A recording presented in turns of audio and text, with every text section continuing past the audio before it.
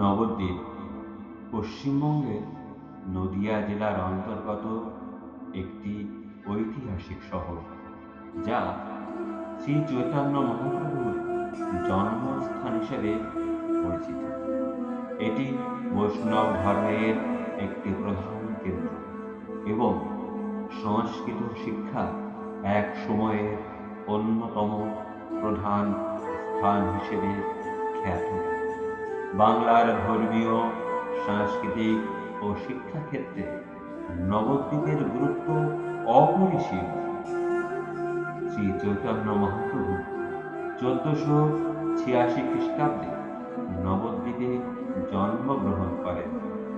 তিনি বৈষ্ণব ধর্মের প্রচার ও প্রসারের মাধ্যমে ভক্তি আন্দোলনকে এক নতুন দিশা দেন।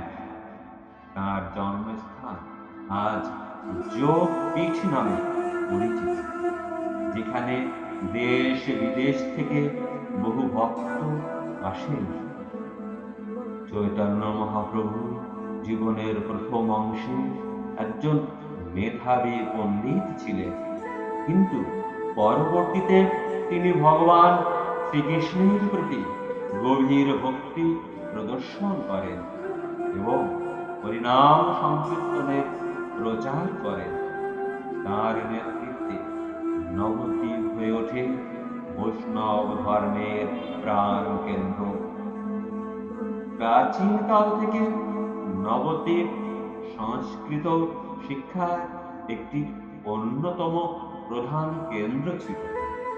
1100 থেকে 1200 শতাব্দীতে এই শহর একাধিক প্রসিদ্ধ টোল বা শিক্ষা প্রতিষ্ঠানের জন্য বিখ্যাত হয়ে ওঠে। এটি ছিল ন্যায়, ব্যাকরণ, সাহিত্য, দর্শন তথা হিন্দু শাস্ত্রবিদ্যার এক গুরুত্বপূর্ণ ক্ষেত্র। লক্ষণ সেনের আমলে নবদ্বীপে শিক্ষা ও পাণ্ডিত্য বিকাশ লাভ করে। এখানকার পণ্ডিতরা ভারতবর্ষের বিভিন্ন অঞ্চলে তাদের পাণ্ডিত্যের খ্যাতি ছড়িয়ে দেন।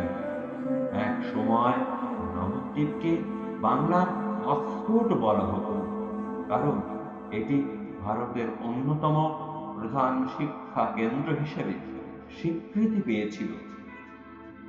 নবদ্বীপে দুটি প্রধান উৎসব বিশেষভাবে পালিত হয়: রাস উৎসব ও গৌর পূর্ণিমা। নবদ্বীপে প্রতি বছর কার্তিক মাসে রাস উৎসব পালিত হয়। এটি প্রধানত শ্রীকৃষ্ণের লীলার স্মরণে আয়োজিত। নবদ্বীপের বিভিন্ন মঠ ও মন্দিরে বিশেষ পূজা, সংকীর্তন ও মেলার আয়োজন করা হয়। রাস যাত্রা উপলক্ষে নবদ্বীপ শহর নানা আলোকসজ্জায় সজ্জিত হয় এবং ভক্তরা গভীর ভক্তি নিয়ে এই উৎসবে অংশগ্রহণ করেন। শ্রী চৈতন্য মহাপ্রভুর জন্মতিথি উপলক্ষে ফাল্গুন মাসে গৌর পূর্ণিমা উৎসব উদযাপিত হয়। এটি নবদ্বীপের অন্যতম বৃহৎ উৎসব। এই দিনে ভক্তরা বিশেষ সংকীর্তন, প্রসাদ বিতরণ ও মঙ্গল আরতির মাধ্যমে মহাপ্রভুর জন্ম জয়ন্তী পালন করে। ইস্কন মন্দির ও অন্যান্য বৈষ্ণব আশ্রমগুলোতেও এই উৎসব খুবই জাঁকজমকপূর্ণভাবে উদযাপিত হয়। নবদ্বীপ শুধুমাত্র একটি ধর্মীয় স্থান নয়, এটি বাংলার শিক্ষা, সংস্কৃতি ও আধ্যাত্মিকতার এক গুরুত্বপূর্ণ প্রতীক। শ্রী চৈতন্য মহাপ্রভুর জন্মস্থান হিসেবে এটি বৈষ্ণব ধর্মের অনুগামীদের জন্য এক পবিত্র স্থান, যেখানে ভক্তি আন্দোলনের উজ্জ্বল ইতিহাস গাঁথা রয়েছে। পাশাপাশি এক সময় এটি ভারতের অন্যতম প্রধান শিক্ষা কেন্দ্র ছিল।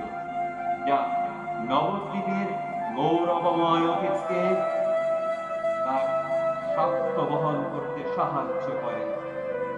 রাস উৎসব ও গৌর পূর্ণিমার মতো উৎসবগুলো নবদ্বীপের ধর্মীয় ও সাংস্কৃতিক বৈচিত্র্যকে আরো সমৃদ্ধ করেছে।